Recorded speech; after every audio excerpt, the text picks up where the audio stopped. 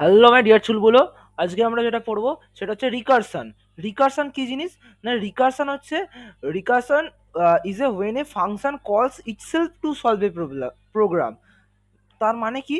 মানে আমাদের একটা ফাংশন কি করে, আমরা আগের দিন পড়েছি যে ফাংশন কি করে, না একটা স্পেসিফিক টাস্ক করে, তার জন্য একটা যে ব্লক অফ কোড হচ্ছে সেটা হচ্ছে ফাংশন।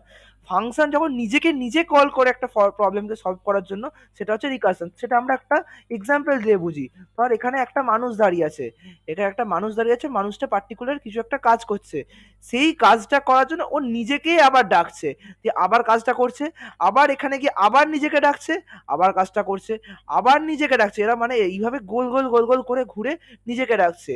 তাহলে যখন গোল গোল গোল গোল করে ঘুরছে, তাহলে এটা কিসের মতো বল? এটা কার মতো দেখতে লাগছে? এটা লুপের মতো দেখতে লাগছে। সো লুপের মতো যখন দেখতে লাগছে, তাহলে রিকারশন খানিকটা লুপের মতো, কিন্তু লুপ কিন্তু নয়। রিকারশনকে লুপের অল্টারনেটিভ হিসেবে ইউজ করা হয়, লুপের অল্টারনেটিভ হিসেবে রিকারশনকে ইউজ করা হয়। আমরা এর পার্থক্য পরের ভিডিওতে পড়বো। রিকারশন ভার্সেস আইটারেশন, পার্থক্যটা পরীক্ষার জন্য গুরুত্বপূর্ণ। রিকারশনের সাথে আইটারেশনের পার্থক্য। রিকারশন কি? না, রিকারশন হচ্ছে একটা ফাংশন নিজেকে নিজেই কল করছে, সেইটাকে বলা হচ্ছে ফাংশনটা, যেটা নিজেকে নিজে কল করছে একটা প্রবলেমকে সলভ করার জন্য। মানে যদি একটা ফাংশন ধর অ্যাড আছে, সে বারবার অ্যাডকেই কল করছে, নিজেকে নিজেই বারবার ফাংশনের ভেতর গিয়ে কল করছে।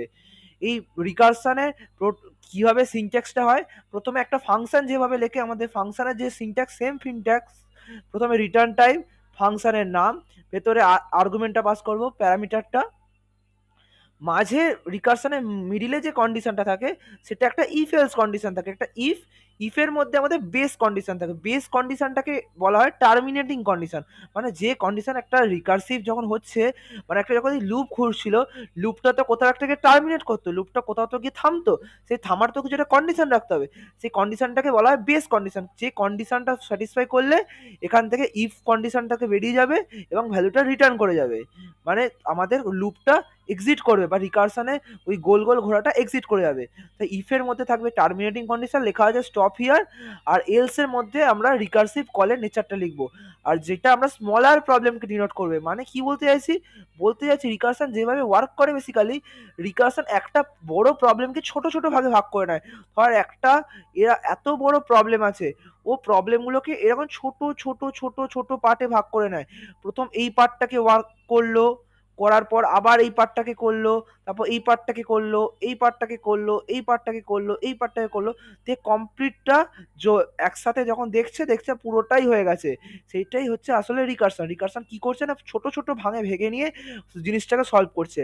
আশা করছি কি হলো বুঝতে পারছিস। পরের দিন আমরা একটা প্রোগ্রাম পড়বো, সেই প্রোগ্রামে আরো ক্লিয়ারলি বুঝতে পারবি রিকারশন কি করে ওয়ার্ক করে।